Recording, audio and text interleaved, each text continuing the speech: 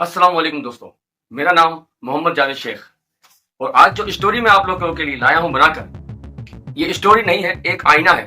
और इस आईने में सबसे पहले मैंने अपने आप को देखा और जब इस आईने में मैंने अपने आप को देखा तो मुझे वो हकाइक सामने आए जिसको मैंने एक वीडियो की शक्ल में बनाया और आप लोग के सामने पेश करने के लिए हाजिर हुआ हूं। लेकिन एक बात का ध्यान रखिए, इस वीडियो को देखने से पहले आप में एक हिम्मत और एक ताकत होनी चाहिए हकायक को समझने की और हकायक का सामना करने की। अगर वो हिम्मत आप में है तो आप बेशक इस वीडियो को देखें, वरना इस वीडियो को आप स्किप करके कोई और वीडियो देखें, क्योंकि इस वीडियो में कहीं ना कहीं आपका भी किरदार मौजूद होगा। 100% मैं आपसे कहता हूँ और मेरी गारंटी है, क्योंकि मैंने भी इस स्टोरी में अपना किरदार कहीं ना कहीं देखा है और रियल देखा।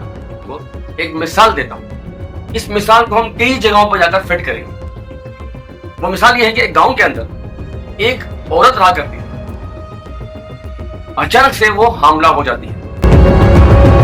हामला होने के बाद क्योंकि उसका शौहर गांव में नहीं होता, उसके पास नहीं होता, तो सारे गांव वाले उस पर शक करते हैं कि इसका शौहर इसके पास नहीं है और ये हमला कैसे हो गया। अब ये बात तो वो औरत ही जानती है ना कि उसका शौहर आप उसके पास कब आया होगा या कब छुट्टी लेकर गया होगा, लेकिन वो अंधे सारे गांव वाले उस औरत पर ये शक करने लगते हैं कि ये औरत बद किरदार है।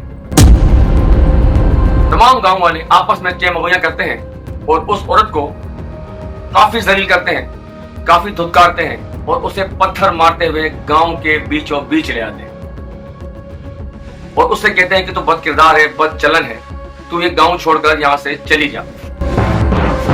वो औरत कई तरह से उनको दुहाइयां देती है, अपनी सफाइयां पेश करती है, लेकिन वो गांव वाले एक बात सुनने को तैयार नहीं।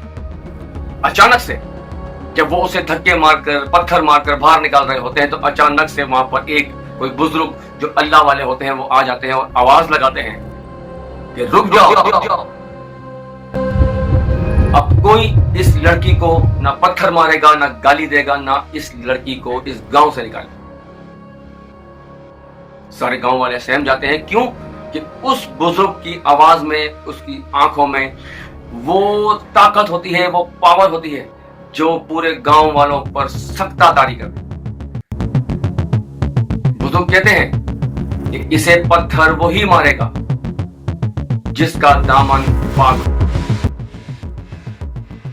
सारे गांव वाले पत्थर फेंक देते हैं, अपने हाथ छुपा लेते हैं और उन बुजुर्ग को सुनने लगते। तो ये कहानी आपको सुनाने का मकसद ये था, 2 से 2.5 मिनट की या 3 मिनट की सुनाने का मकसद ये था कि आप बताएं कि हम अपनी जिंदगी में किन किन लोगों को बुरा भला बोलते हैं। हमारा एक ही मकसद होता है कि मेरा ज़मीर जिंदा है, तुम सबका ज़मीर मर चुका। मैं ही एक शरीफ आदमी हूँ, मैं ही दीनदार हूँ, मैं ही ईमानदार हूँ, मैं ही सादिक और अमीन हूँ, बाकी सब चोर डाकू। जबकि ऐसा बिल्कुल भी नहीं है, किसी लिहाज से नहीं। क्यों? कि हमने कभी अपने आप को उस आईने में नहीं देखा जो आईना इंसान को उसकी औकात दिखाता है, उसकी हकीकत दिखाता है। हम आज चीखते हैं, चिल्लाते हैं कि हमारे सियासतदान, हमारे पॉलिटिशियन, हमारे पार्लियामेंट में बैठने वाले, हमारी काबीना चोर है। किसी भी सियासतदान से हम खुश नहीं हैं। जो सियासतदान आता है उस पर हम लान तान कर देते हैं, चोर है, डाकू है, हर तरह के उस पर इल्जाम लगाते हैं। जबकि देखा जाए तो हम खुद क्या है।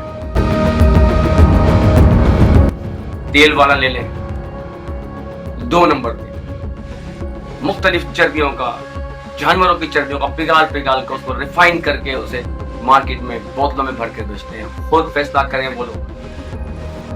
राशन शॉप वाला आप देखें, मिर्ची मसाले किस तरह से 2 नंबर भूसा बुरादा भर के रंग करके उसको बेच रहे हो।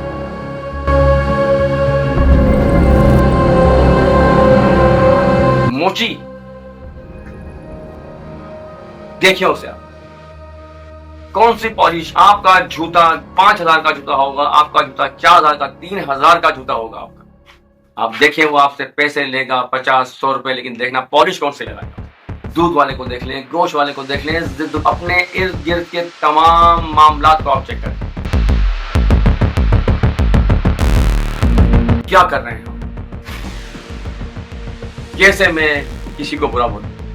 आप वकील ले लें, आप डॉक्टर ले लें, आप हॉस्पिटल्स ले लें, कौन आप तालीमी इदारे ले, पर आप एक एक जगह का मुवाजना करें। आपको हकीकत खुल के सामने, जो चीज रमजान से पहले 50 रुपए या 30 रुपए डजन होती है, रमजान के पहले ही रोजे, जैसे कौन से उसमें पर है जो लग जाते हैं जो 200 रुपए 150 रुपए डजन हो जाते हैं। फ्रूट, कोई भी फ्रूट ले लें आप, 3 गुना महंगा होता है, गरीब की पहुंच से बिल्कुल दूर। और ये कौन बेच रहा हो? कोई प्राइम मिनिस्टर बेच रहा हो, या कोई पॉलिटिशियन बेच रहा हो, या कोई सेनेटर बेच रहा हो? नहीं, ये आप और मैं बेच रहे हो, प्रॉफिट ज्यादा रखकर। और फिर इल्जाम वही कि पीछे से माल महंगा आ रहा है, हम क्या करें? लो भाई, फिर इल्जाम पीछे, अपने पर कुछ भी नहीं ले। एक शख्स ने एक आम वाले को पैसे पूरे दिए 300 रुपए किलो के। वो फल वाला, वो आम वाला उसके अंदर आम डाल रहा है थैली में, उसने चुपके से एक नाकिस या दागी आम भी डाल दिया। ये कौन करने आया? हुक्मरान। हाँ, उसने तुझे पैसे पूरे दिए तेरे आम के, लेकिन फिर भी तूने एक सड़ा हुआ गला हुआ आम डाल दिया। सब्जी वाले के पास जाएगा, सब्जी के पैसे पूरे लेगा, लेकिन फिर भी गली हुई सड़ी हुई सब्जी डालेगा। ये कौन कर? हुक्मरान। महंगी सब्जी लाया, महंगी सब्जी खरीद रही है उसके बाद भी उसमें गली सड़ी हुई सब्जी डाल दी। ये कौन कर? दूध 220 रुपए 230 रुपए ले रहा है कस्टमर, जो दुकानदार ने खुद अपनी मर्जी से रेट देगी ले रहा है, फिर भी उसमें पानी मिला, मुख्तलिफ तरह के केमिकल्स मिलाए गाढ़ा करके। ये कौन कर?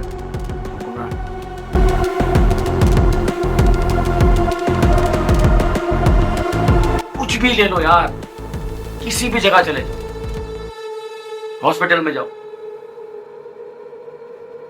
जानबूझ के एक औरत को नॉर्मल डिलीवरी हो सकती है, लेकिन वो उसे ऑपरेशन का मशवरा देगा।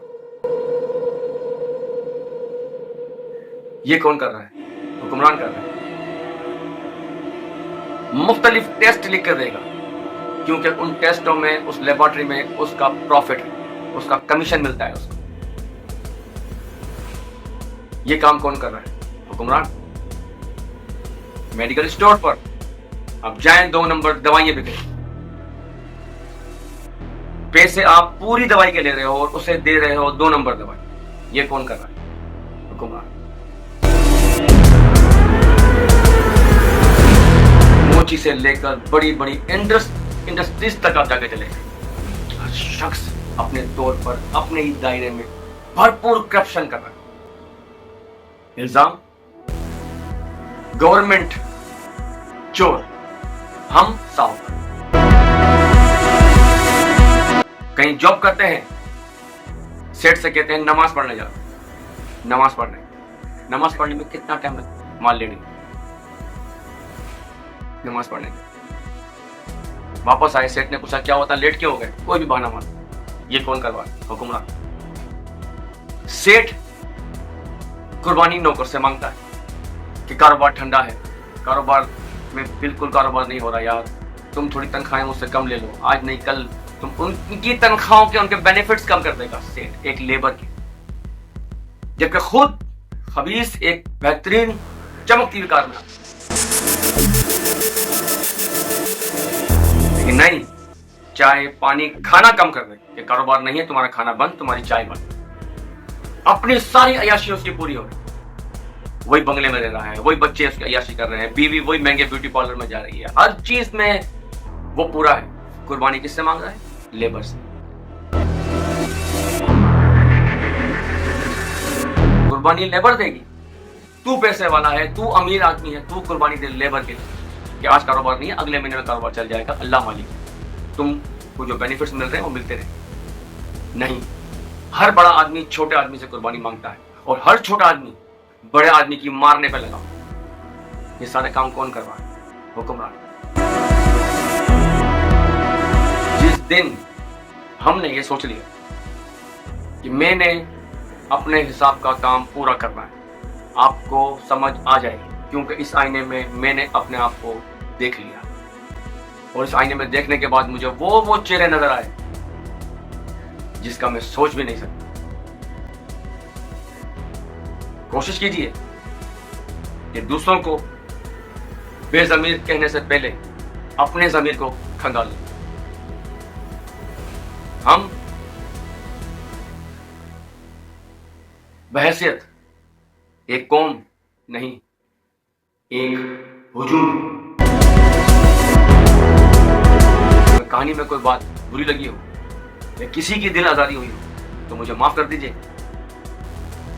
جو دیکھا, جو سمجھا, جو لگا وہ اس ویڈیو میں بیان کرتا. اگر کسی کو کچھ مجھ سے شکایت یا گلا ہو تو کمنٹس باکس میں مجھے لکھ سکتا ہے. باقی ایک بار دوبارہ معافی مانگتا ہوں, کسی کا دل دکھا ہو, کسی کی دل آزاری کی ہو اس ویڈیو کے تھرو, تو مجھے معاف کر دیجیے. یہ ویڈیو بنانے کا مقصد کسی کو پرسنل ہٹ نہیں کرنا تھا, صرف کچھ حقائق دکھانا تھا. بہت سارے شعبے ہیں, بہت سارے معاملات ہیں جس میں بہت سارے کام کرنے کی ضرورت ہے. میں نے اسٹارٹ کر دیا ہے, اب آپ میرا ساتھ دیں. اس ویڈیو کو لائک, شیئر اور سبسکرائب کر دیجیے. اللہ حافظ. پاکستان پائندہ باد.